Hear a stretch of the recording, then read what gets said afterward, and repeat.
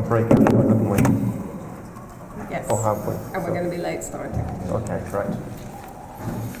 I shall stop distracting you then. So we're checking for Kirsty.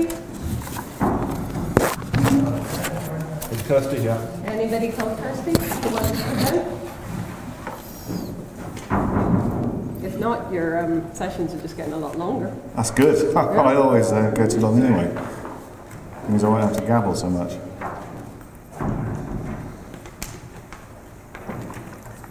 Put my presentation here. Yeah.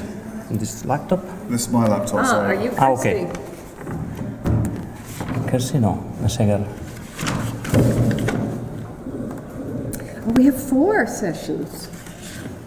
There are 4 different speakers. Okay. You can use my laptop if you want, but that's... Martin, we're going to need the Gentleman with the laptop. Gentleman with the memory stick. I think it's that one there. Okay. Okay, so we must be you're taking your machine away at the end of you, so probably Kirsty is on the main one. Okay, so if there is 4, then yeah, it's 10 minutes plus 5. Right.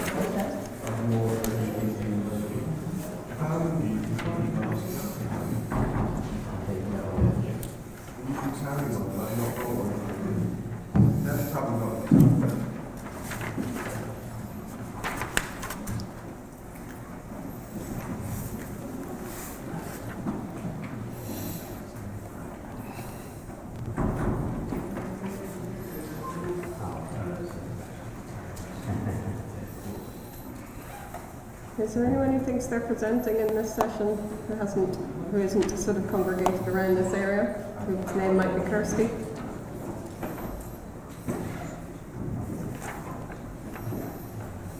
Going once, going twice, going 3 times for Kirsty.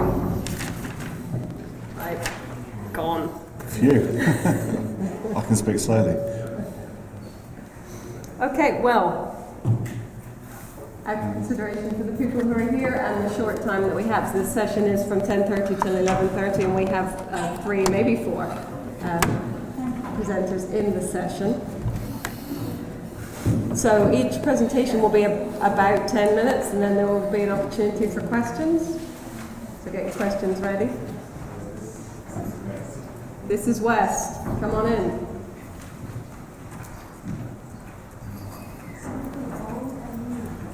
Okay, can we have some sound?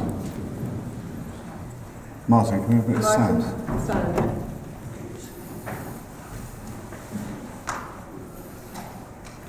On the laptop, that is, not me.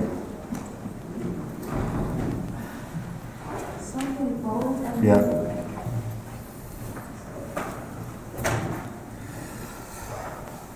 Okay, are you ready? I am indeed. Okay, so first session is Richard Leary from the RES project, which he will tell us about. But the title of the presentation is The Bastille, a pop group or a French fort. Yes, that is. Good morning, everybody. I feel I've been set up quite nicely by Jim Grant talking about syndication, because one of my previous job titles at the BBC had syndication in the title, so I think it's very relevant to what I'm going to talk about. The RES project is a partnership between JISC, the British Universities Film and Video Council, and the BBC. What we are trying to do is to create a platform. We're not trying to create a platform, we have created a platform. It's an open platform built by the BBC, which organises and indexes the catalogues of publicly held archives. We're also a collaboration, working with public sector organisations to release their digital collections in the form of linked open data to enhance the discovery of those assets. And finally, and probably most relevant for this audience, we have an ambition to stimulate developers to build projects powered by RES for teachers, learners and academics to help them access the data and collections. So here's a short film about what we're doing. Something bold and new is happening. A technological innovation which will unlock the publicly held archives of many great institutions and inspire new ways of learning in the digital age. The research and education space, RES, aims to make it easier for teachers, students and academics to discover and use material held in public collections of museums, broadcasters, libraries, galleries and publishers to enhance learning.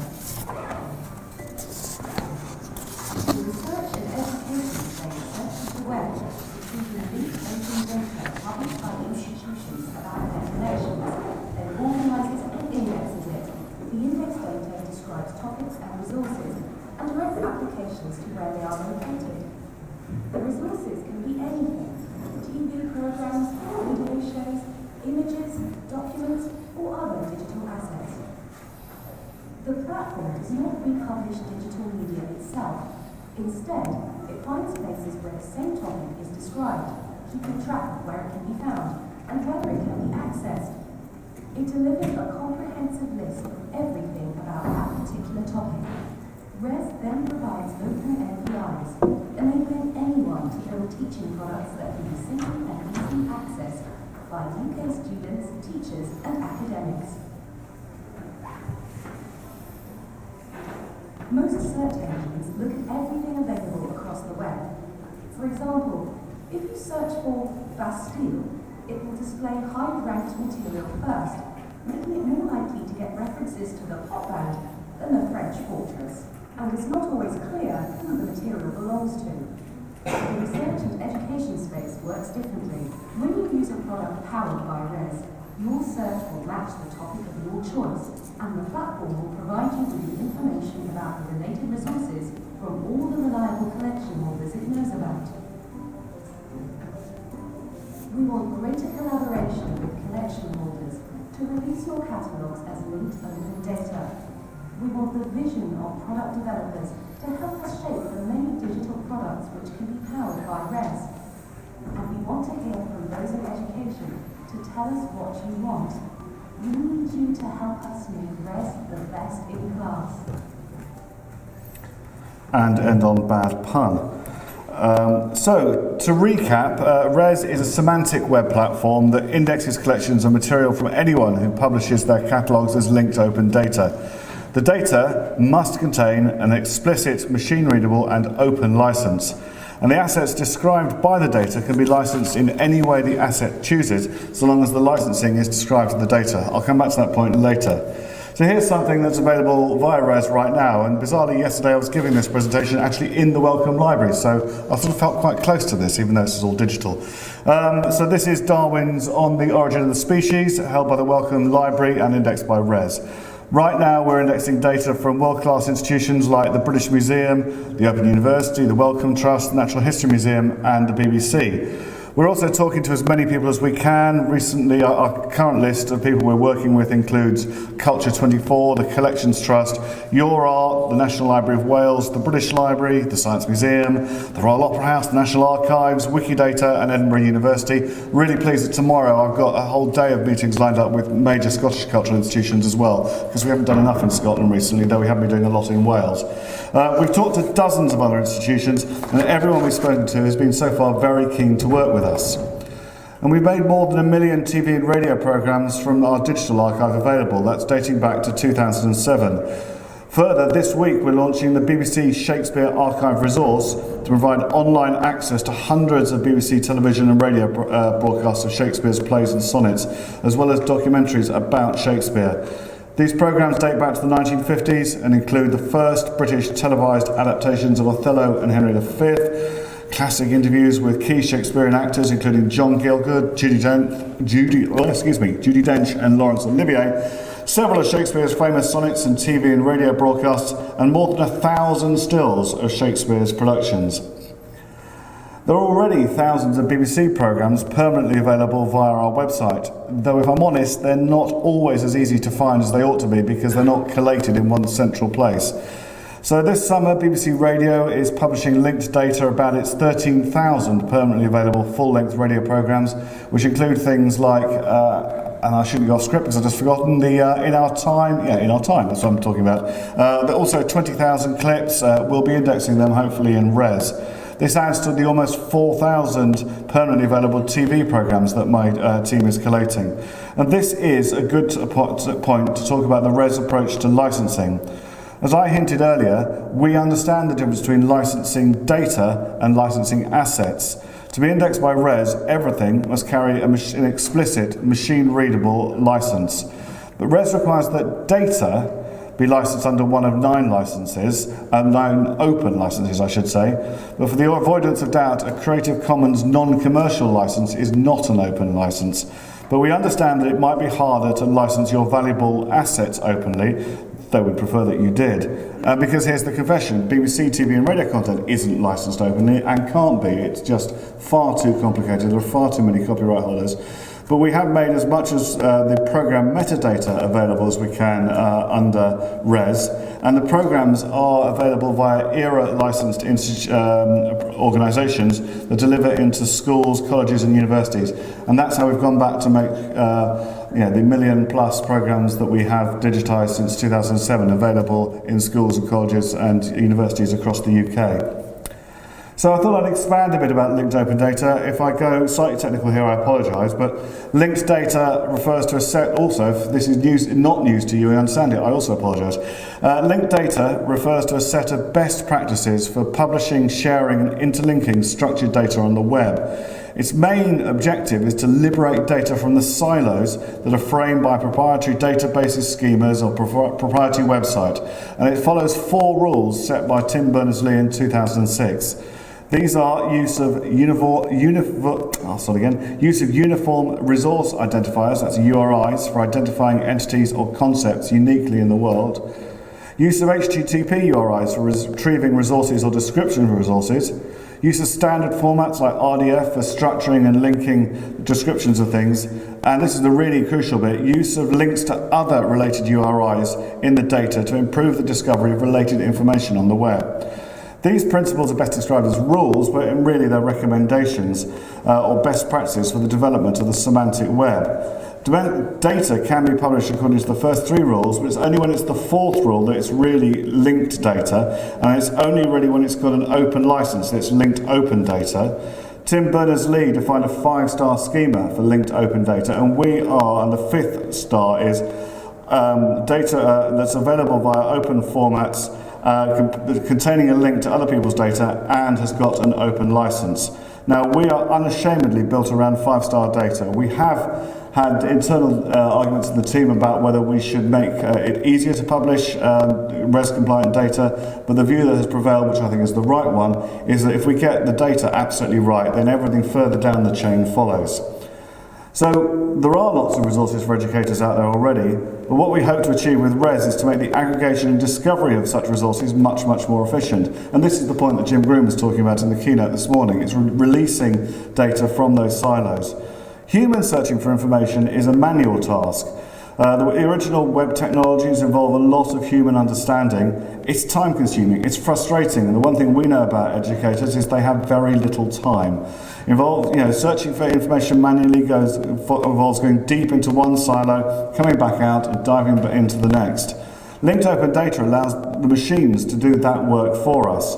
We can use them to find the sources we want, to find where the relevant documents are, and to pull out and combine them into meaningful ways. So to illustrate the difficulties of human searching, let's look at the example that we've used in the film of Bastille. Does this refer to Bastille Day, or the historical event, the storming of the Bastille, or the landfill indie band? Because if we use Google, you'll get 10 pages on the landfill indie band, which is probably not very relevant. Your students might like it, but if you're a teacher or educator, you're probably less interested. And this also illustrates the other reason why we are very, very different from Google. Google doesn't care about provenance, and we do. Google doesn't care about authenticity, we do. Google doesn't really care about licensing, and we do. And Google doesn't really care about permanence, and we do. Google only really cares about what's contemporary, which may or may not be relevant, either in the glam sector or in education. And Google only really cares about the number of links to an asset, and for us that's not particularly relevant either. Because RES is indexing data from the UK's leading cultural institutions, you won't run into the problem that I was told about recently, where a history teacher teaching Henry VIII invited her class, or his class, I don't know the gender of the teacher, to Google beheading with the catastrophic results that you can possibly imagine. There's one thing I haven't talked about, and that's the user interface, and that's because at the moment there isn't one. We're not building one, and we have no intention to build one. But because, as I said, RES is an open flatball, built using open data, linking to explicitly licensed assets, people can build their own user interfaces to do exactly what they like. We don't want to constrain the market here. We went to the BET Trade Fair in January, and these are some of the companies we talked to, and we got an enthusiastic response from all of them. RES resources can be used in lectures and classroom via products made by educational publishers and software providers. As a professional education, you won't be able to use the RES platform directly. You will need to go via one of those third-party products and services. We hope to make planning creative lessons and searching for engaging content and relevant content significantly easier. And those of you who are using a VLE or learning management system can help us now by going back to your supplier and telling them how much you enjoyed this presentation and would they like to work with us, please. Small hint there. So thank you very much indeed. Just a reminder, RES content is relevant, authentic, reliable and suitable for all subject areas and all levels. Content is freely available, it's licensed for educational use, or it requires membership of specific licensing schemes such as ERA. RES is constantly evolving and growing, and it is here to stay. Its resources are persistent and can be cited in coursework term after term. So that's it, thank you all very much.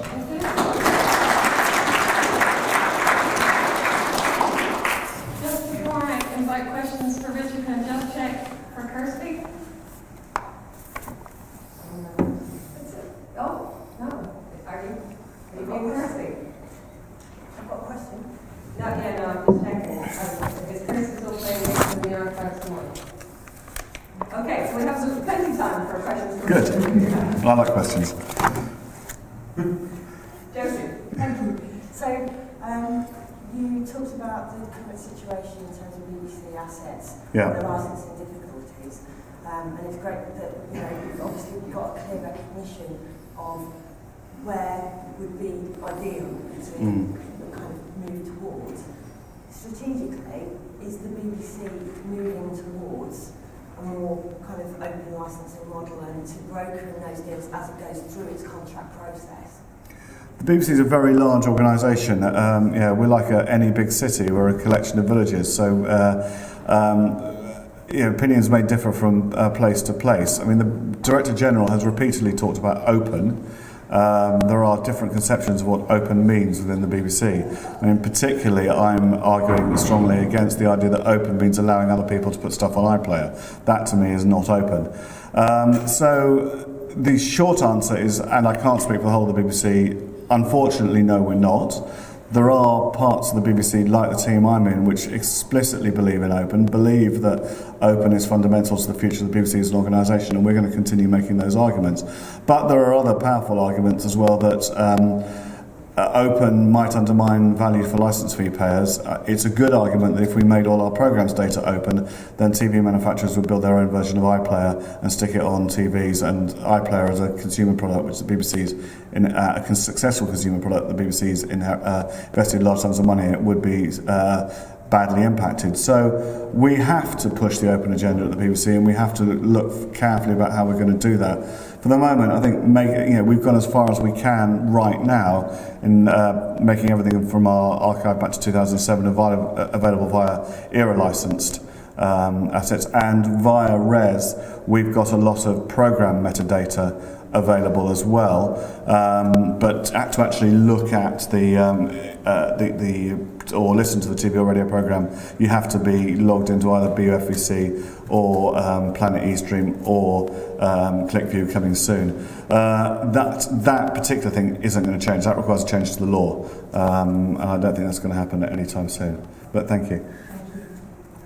Madam. I'm from the University of Edinburgh and work in the archives there. I was just wondering how the third-party platforms work when they use RES. Are they able to charge, use it commercially, create resources that people then pay for? Unless they picked it up wrong, it's just trying to understand how that works. Or people can obviously use it for free. So how does that next stage of access work? We're an open platform, so yes, people can build what they like on it. I mean, there's nothing, this is a controversial statement, but nothing to involve ISIS building their terrorism portal on top of RES, but clearly rather they didn't, and obviously they're not going to. But if a third party wanted to make a chargeable thing on top of RES, then we would actively discourage them from doing that, and it would be contrary to the ethos of the project. But because it's an open platform, we couldn't stop them, and we are a small team, and we don't have the resources to chase after people. So yes, it's possible. So if the local goddess wishes to build her, yes. just checking. Yeah. Right. Thank you very much. Thank you very much. Thank Richard again. And Thank you. And I'll be over there for any other questions that time is allowed for. Yeah. Sessions, is that right? And we're doing a quick course. Yeah, let me bring this up. This here. Yeah.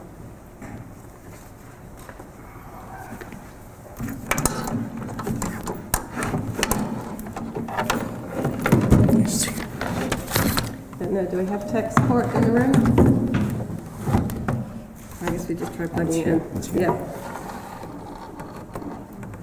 And hope it recognizes it.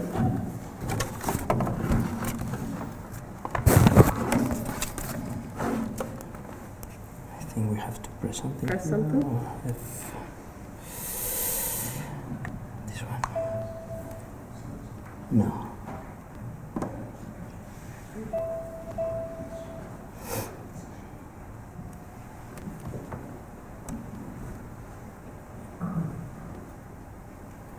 I think this is this one. No, changing.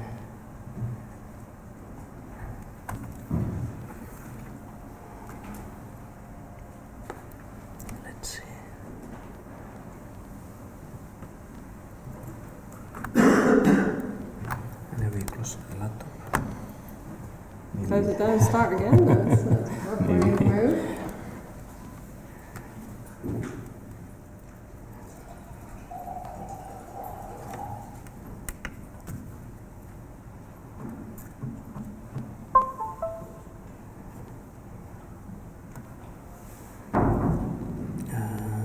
I press here.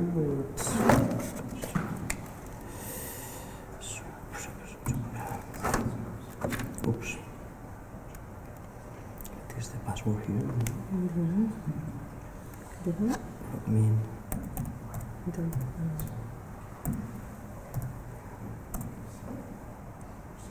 Yay, okay. we're on.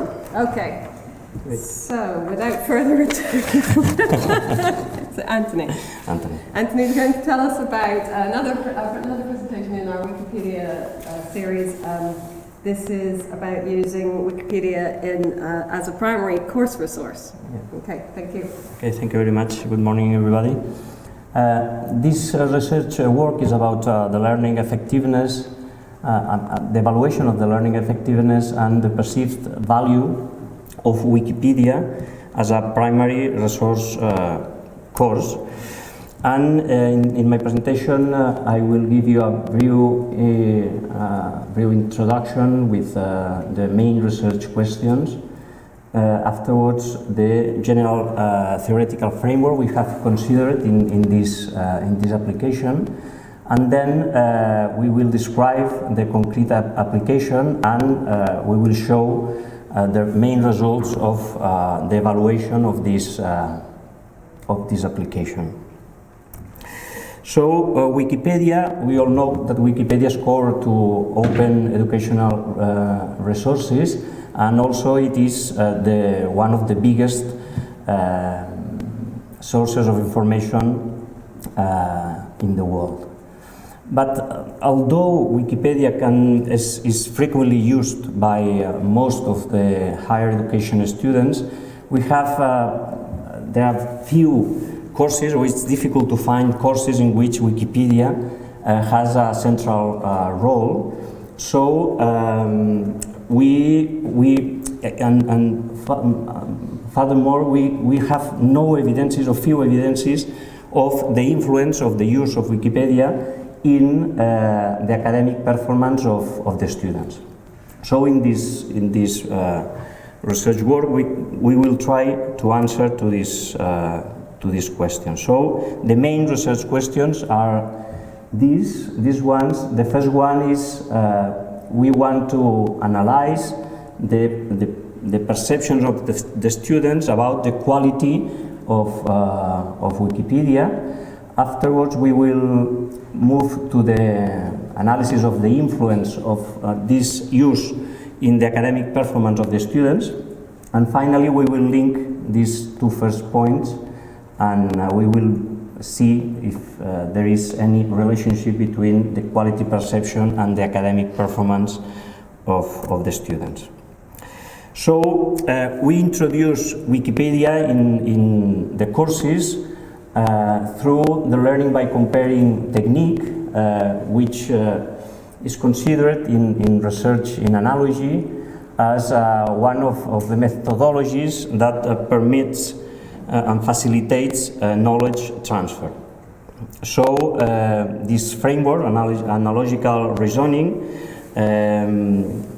facilitates the ability to apply knowledge to various situations, and also permits to the students to find underlying structural similarities, and it's based on the comparison between analogs, and this yields to stronger solution schemas. So the application, we've conducted a pilot in 4 different courses in statistics, human resources, consumer behavior, and marketing in the Open University in Catalonia in the degree program in business administration, and we've involved more than 1,000 students in this analysis. The structure of the courses is similar, of all 4 courses is similar, and is based on the continuous assessment activity of the students. We have 5 assessment activities, 1 per each part of the course, and with a theoretical part and an applied part. And we also give to the students different learning materials in multi-format, video, web, audio, and books, case studies, etc. And in this pilot, we've added a new learning material to the courses, which is Wikipedia, through the learning by comparing technique. So we've introduced Wikipedia in 2 out of 5 assessment activities, and the way we've introduced Wikipedia in these assessment activities is through these 4 questions. We ask the students to give their perception about the completeness of Wikipedia, the reliability of Wikipedia. We ask them if they consider that Wikipedia is updated, and also if it has been useful in their courses. So they have to give a value from 1 to 5, ranking from completely disagree to completely agree, and then they have to give also evidences of the answer. What about the results? If we analyze what is the general perception of Wikipedia, we see that it's positive, and mainly positive, because most of the values are greater than 3. That is the middle value in the answers. So we can consider that they have a good perception, and the most valued item was updated in this case. So this perception changes across knowledge areas. We see that there are significant differences between consumer behavior course and human resources course, and the other 2, marketing course and statistics course. They have low values with respect the perception about quality. We will see that although we have these differences, the final influence on the academic performance is exactly the same. So it's a kind of a strange thing that there is no relationship between quality perceptions and the effect that we will get in the final marks. That is one of the most important objectives of the courses, to get good values in the final marks. So this is just a presentation. Do these perceptions change with the academic profile of the students? So we see that in most of the courses there is no correlation between these two elements. But in the case of marketing, we have a negative correlation, which means that the best students are those who has the lowest perceptions about the quality of Wikipedia. So this is just a specific thing with the marketing course, but in the other courses there is no relationship between the academic profile and the quality perception. And what about the academic performance of the students? So at the end, at the very end, we have the results concerning the final mark compared with the previous semester, where Wikipedia was not used in the classroom. So the end is a good end, no, in these terms. But if you see in the two assessments where we've introduced Wikipedia, the second one and the fourth one, we have a variety of results, where in some cases we get a better result in the semester where Wikipedia was not used, and in other cases we get the other result. No? So we, in order to analyze this influence, we've done something that is not correct, and the fact is that we were comparing two different cohorts. No? In the people are different, so we can. What we want is to analyze the net effect of Wikipedia in the academic performance of the students. And we want to know if this difference is just due to the use of Wikipedia, or it's due to the fact that we have just clever students in the semester we've analyzed. No? So we have to do these arrangements and consider that the difference between the qualifications between two semesters depend on the contents, the cohort, and the use of Wikipedia. So if we consider that there are no differences between the two semesters concerning the contents, we can eliminate this element from the equation. And what we only have to do is to estimate the cohort effect. For doing this, what we compute is the mean of the differences in those assessments where Wikipedia was not used. So we just have the differences in those assessments due to the cohort effect. So we estimate this effect through these assessments. And finally, we get that the net effect of Wikipedia can be estimated just subtracting this effect of the cohort.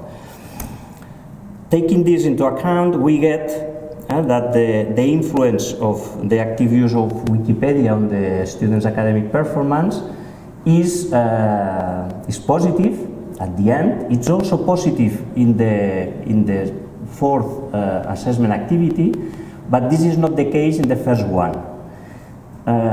We consider that this is due to the fact that in the first assessment where Wikipedia is used, the students are unfamiliar with the way they have to work with Wikipedia and to analyze these things, but we have a positive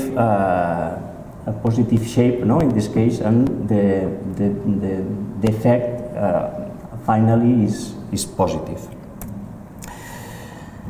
And finally, what about the relationship between quality perception and academic qualification? Well, we have no correlation between these two issues. Just this green cell and these two red cells, but as you can see, there are low local relationships. And what we have to do in the future, in future research, is to analyze what's happening in the marketing area, because as you can see through all my presentation, we get those strange results in this area. So maybe we have to check if it has been introduced correctly in the courses or whatever. So, main conclusions in this work: students agree with the idea that Wikipedia has an acceptable quality level. Students consider that the most important facet of Wikipedia is that it is updated, containing recent information and recent references. Across knowledge areas, the lowest quality perception is achieved in statistics.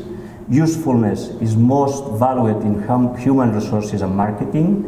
Quality perception does not depend on the student's academic profile, except in the case of marketing, with a negative correlation. There is a negative and low positive direct effect of Wikipedia usage in the assessment's qualification, except in the case of statistics. Nevertheless, there is a high impact of Wikipedia usage in the student's final marks. Statistics case, it's different, although it has the lowest quality perception, there is a highest impact on academic performance. And finally, in general, there is not a significant correlation between quality perception and academic performance. So, thank you very much for your attention. If you have any questions.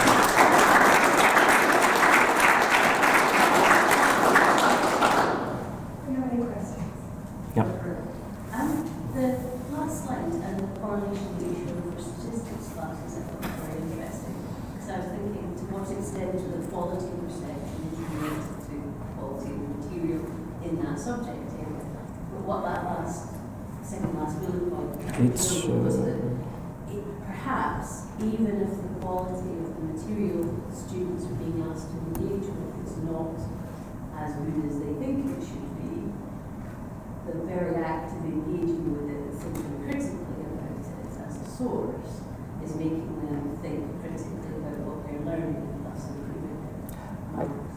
Yeah, I think this is because we are just analyzing degrees. This is students in degrees in business and economics.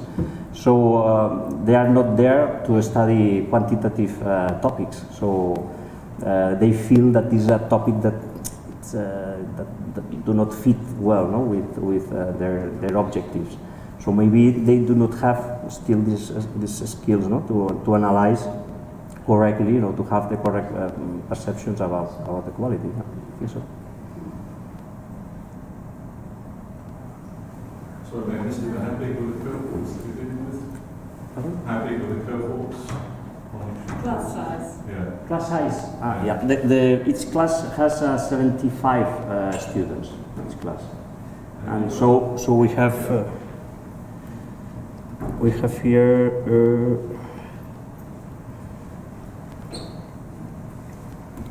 This is the total amount of students in each course, and you have to divide each number by 70, 75.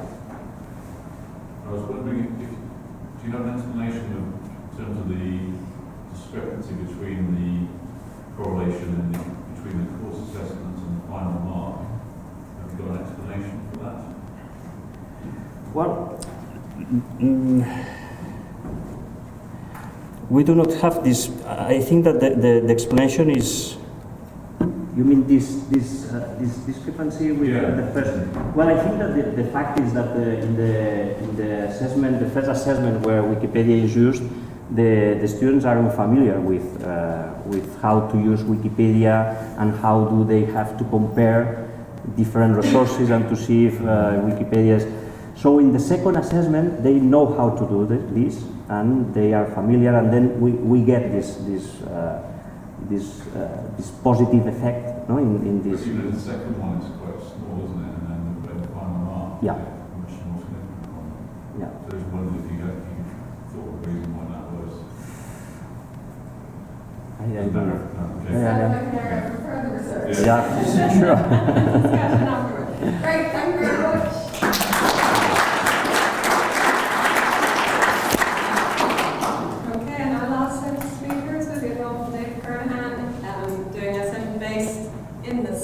Scots, obviously, running with the deal. But apparently, it's not from the Scots that the inspiration comes.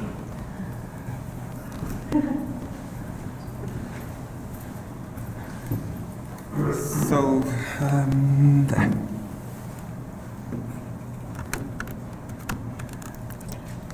What's the Scottish connection, Melissa? I mean, you would say running with the deal. Okay, cool. yeah. They don't like actually saying devil in Scotland because they think he might appear behind them, I believe.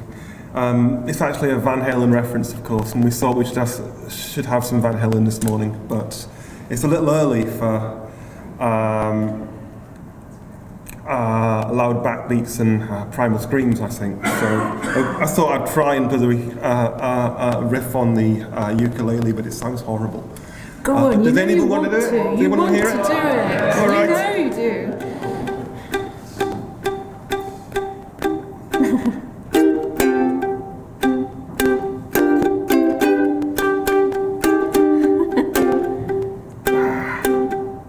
No, I can't do it. Where's that?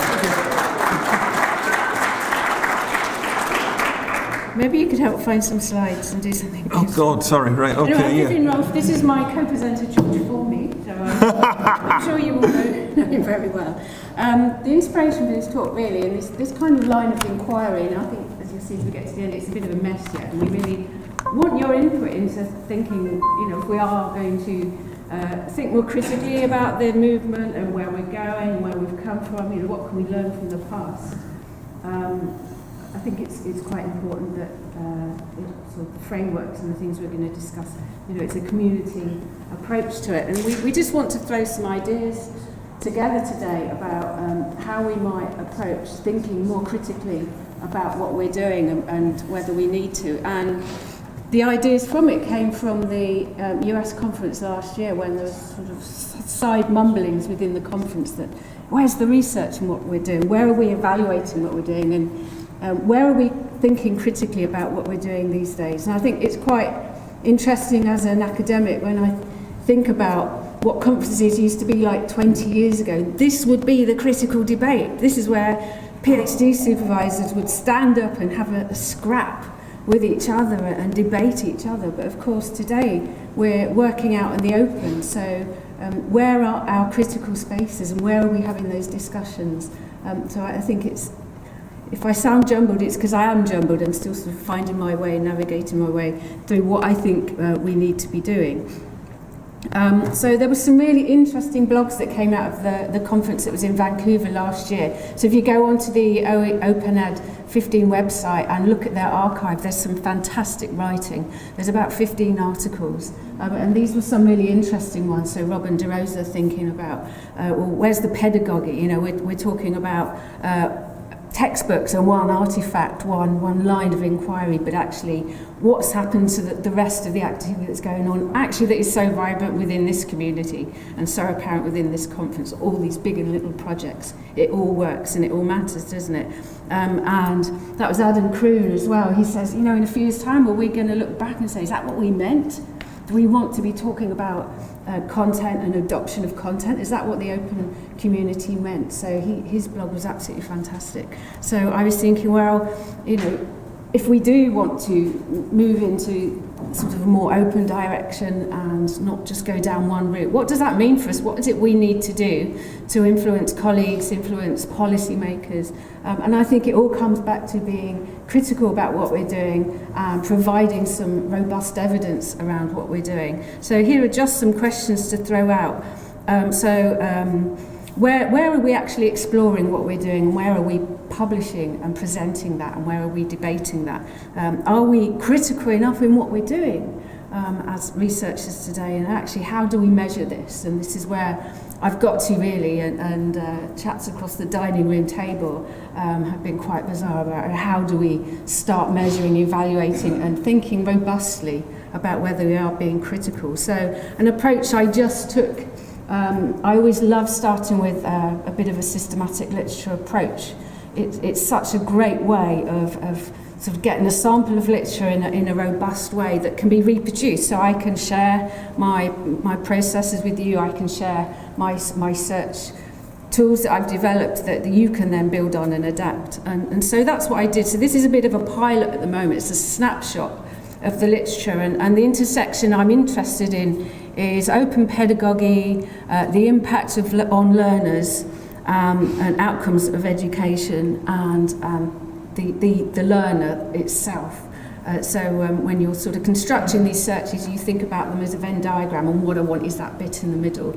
Okay, so it's a really structured way of delving into the literature. So I've looked at two databases so far, retrieved about 700 articles, and then you go through a filtering process about, well, some of those articles are irrelevant, some might not be empirical research or evaluation. So you kind of do a bit of a sieving, and as always, when you do a systematic approach, you end up with a pitiful number of articles that have actually looked at that thing. And I would have thought after sort of nearly 15 years of open education that they're within this really important question, does open education impact on learners? There would be a few more.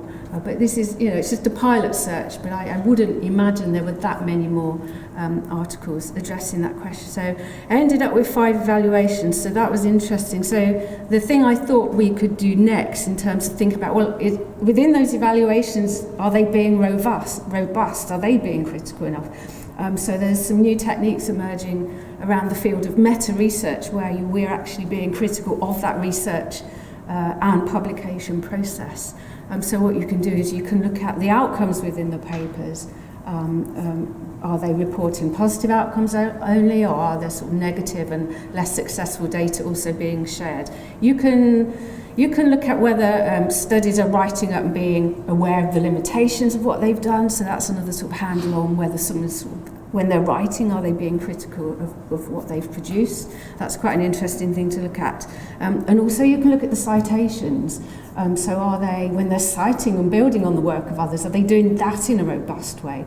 So it's really interesting when I looked at the 5 papers that I did find, and not surprisingly, we all know publication biases exist, but people only publish their positive results. And I think it's quite interesting in some journals, they've started to introduce a negative results section just to surface some of the stuff that doesn't work. That's what we want to hear about, isn't it? That's how we can all learn from each other. So there was quite strong bias towards publishing what had worked well within these articles. When I looked at the citations, it was really interesting. There's a massive tendency to positively cite the work of others. And so the law of averages says if someone's writing a paper, or if I've written something, I'm sure there's something that I've not done well within that. So we would think within that when we're writing our introductions and discussions and sort of pulling all that evidence together, that we should be thinking critically about research methods. So I think it's an interesting snapshot of a body of literature where I think maybe we are losing our critical edges, or maybe we're debating and being critical in other spaces. So that's something that I'm thinking about at the moment. So then when we started thinking about what else can we learn from citations, I need to hand over in a minute because it gets quite complicated. Just as another point, when I delve back through the literature, the massive body of work that was in the early 70s around open education, but in a different form. When you read some of those publications, I think there's an awful lot to learn. I think someone referenced to some of this in their presentation yesterday, which I missed. But actually it's a really fascinating body of literature about what happened in UK infant schools, and that work transferred over to the US. So some of those 1970s papers are absolutely brilliant. But I'll whisk swiftly on and hand over to maybe a different approach to evaluating our sort of critical nature and our critical abilities, which is around the use of citations. Okay, thanks, Viv. So this starts as kind of a cautionary tale. If you're not an academic, but you hang around with academics, and if you're not a technologist, but you hang around with technologists, you start thinking that you're both of those things. You start thinking that you can actually do and understand the things you've read about, and if you know Tony Hurst, you start thinking that you actually are Tony Hurst. Spoiler warning, I'm not Tony Hurst. I'm not Martin Hawksey, I'm not Grant Potter, I'm not even Brian Lamb. So the simple life, just me sitting there and saying, oh, but of course all the literature's on the blogs anyway, it's not in the papers.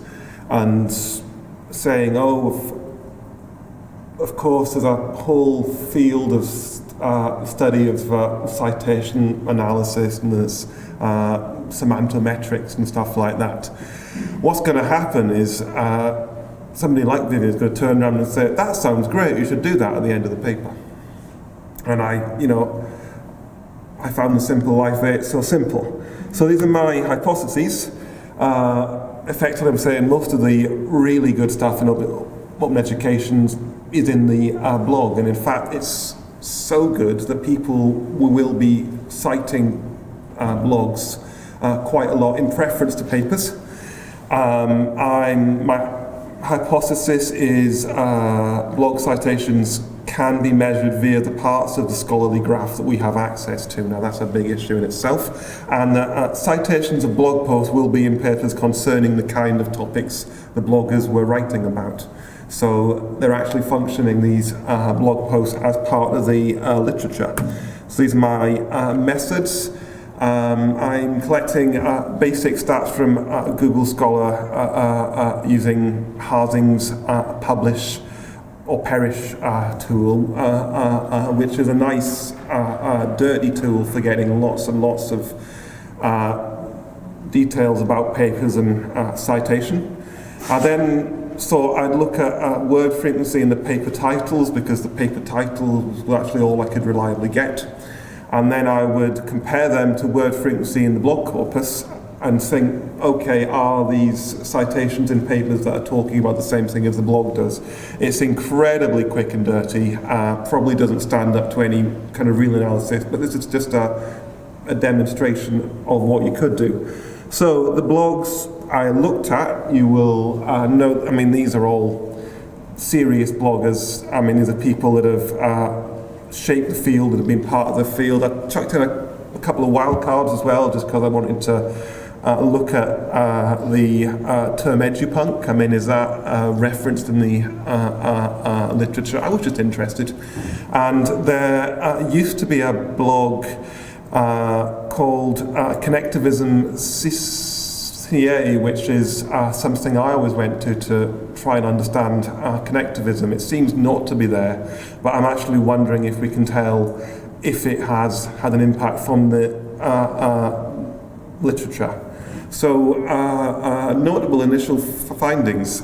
George Siemens is a monster, isn't he?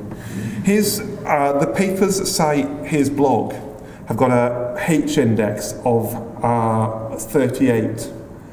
I'm looking around the room, I'm thinking, apart from possibly Catherine Cronin, I don't think anybody is going to have a H index of 38. That is some seriously powerful papers. And this is demonstrating that it's not just little scrappy papers like we do that cite blogs. It is big research, important research with impact. Connectivism CA, which doesn't even exist anymore, it's a holding page. It's got the papers that cite that have got a H index of 29. Again, that's a lot more than mine. It's probably a lot more than yours. Actually, do people know what H index is? Sorry, I'm just getting blank notes here.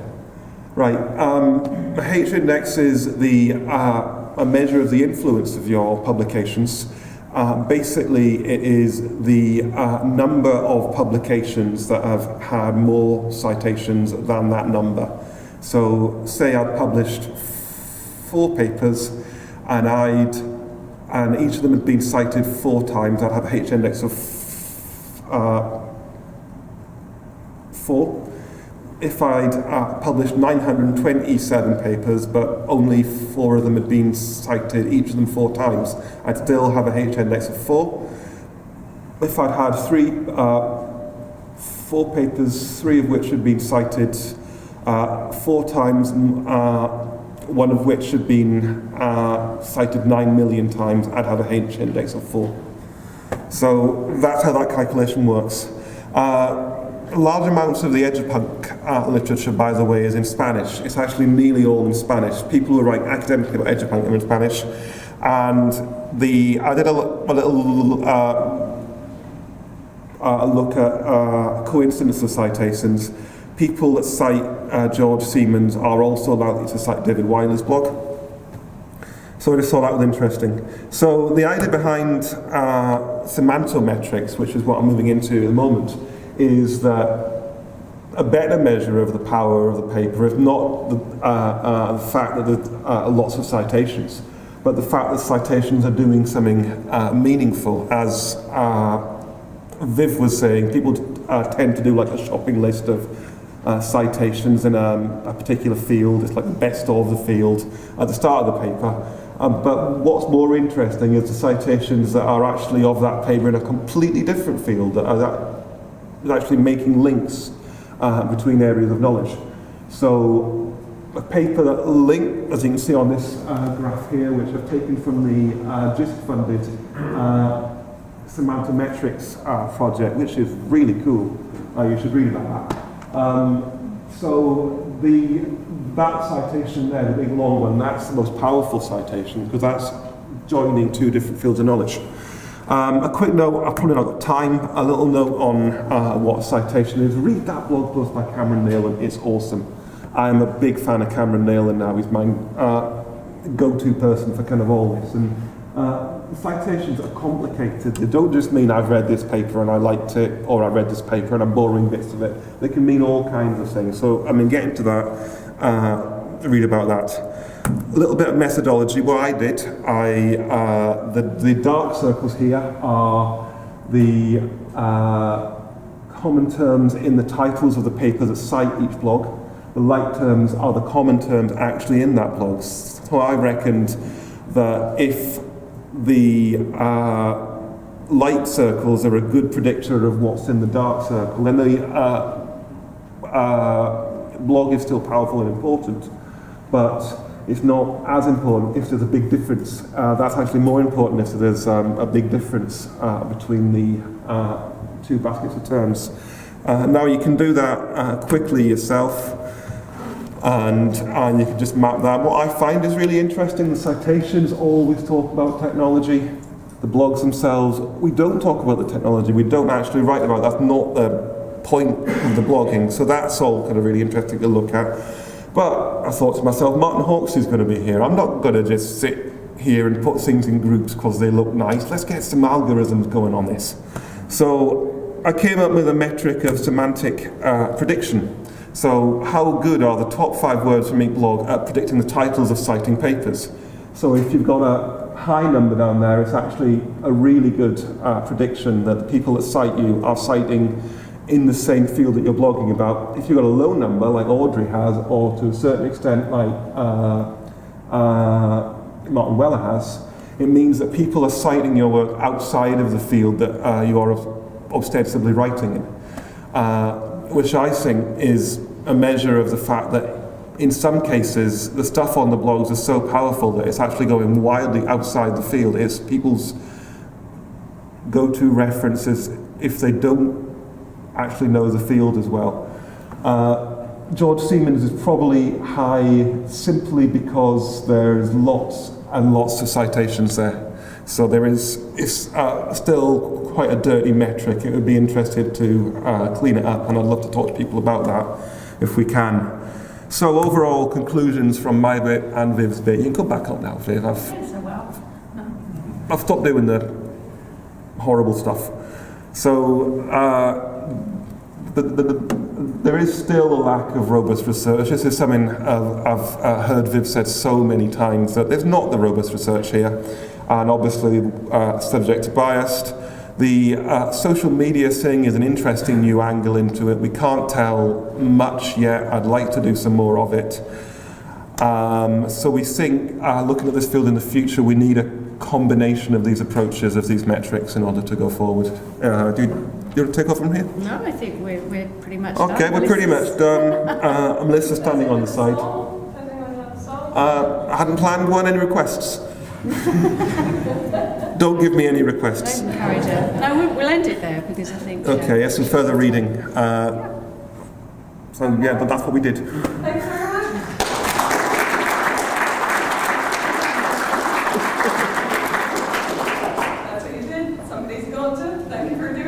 Are there questions to Kevin Day? At the front here.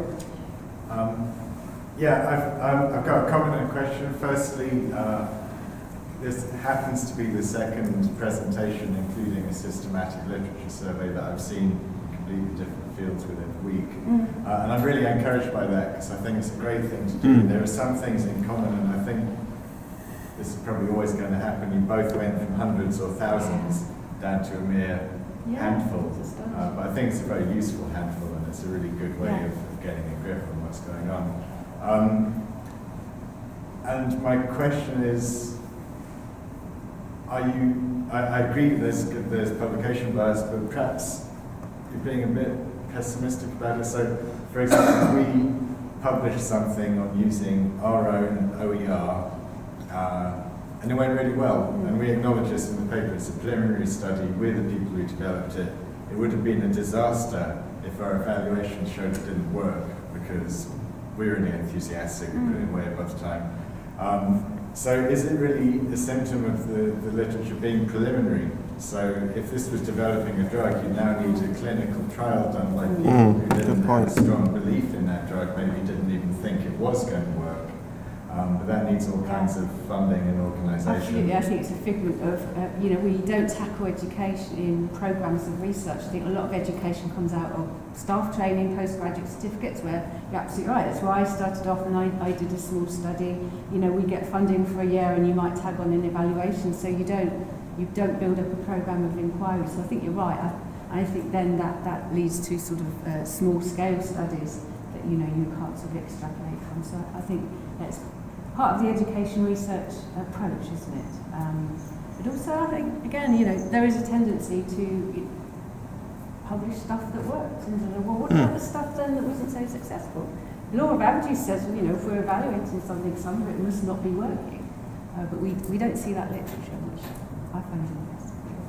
Thank you for comments. Thank you. Over here.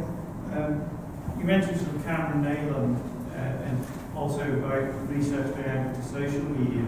Yeah. So he sort of offers basically two ways of measuring leads as a way of sourcing information on the sort of impact of your journal article. And he suggested that social media was one way and that Wikipedia potentially was another. Yeah. But his point was social media might have a lot of noise. Yeah, it does. And it might be quite random.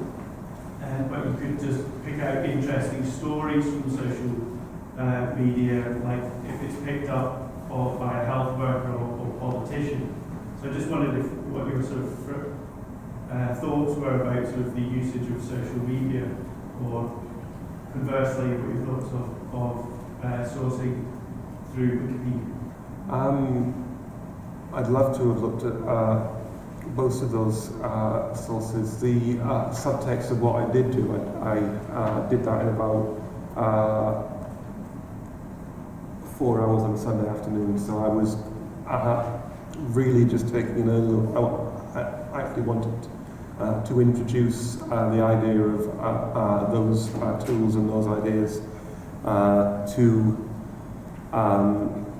this wider community that I might not have come across in previously. That was kind of what I was thinking of doing. I actually particularly wanted to look at the literature because I was interested that there is an idea in this community, I think, that the blog posts are more relevant than the literature in a way, because they move faster, they're more personal, they respond to each other.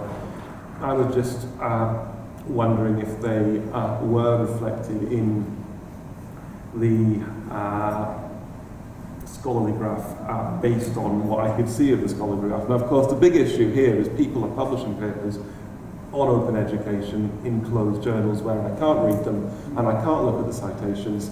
And why are you doing this? You don't need to do this. It's not part of your job. You don't need to publish in a high-impact journal. Nobody is asking you to do that apart from your manager, who is stupid. If you are that manager, stop telling people to publish in high-impact journals. The ref doesn't actually want that. The funders don't want that. Nobody wants that. Please stop. because I have to look at your citations also. So I suppose I was more interested in the way that the field of academic blogging and the field of academic formal literature were overlapping, and to see if they were joining up at all. I think social media will be an interesting indicator. I think Wikipedia will be an interesting indicator. They're both, of course, subject potentially to large amounts of bias, both like obvious, blatant bias, like Josie Fraser tweeting all her papers and saying, look at my paper, it's great, and here's a picture of a kitten, and then everyone can retweet that. But also intrinsic bias. I mean, I know Josie, I know she's cool, and if she's written something, I will probably tweet it before I actually read it, because I know I actually want to read it later. So you've got those aspects of, well, I think if you've read James Wilston's report, The Metric Tide, it's a great read. I strongly recommend it. I mean, Take to the Beach, it's that good. It really is a storming report. He talks a lot about the fact all of the indicators are partial indicators, that you need to be looking at a basket of indicators, and you need to not be taking the indicators as targets, because if you do that, then you start getting into the nonsense and the horror that the publish or perish world actually is, and we need to stop that and think intelligently about what indicators can tell us, rather than... Thank you. Sorry, bit of a rant there. Thank you very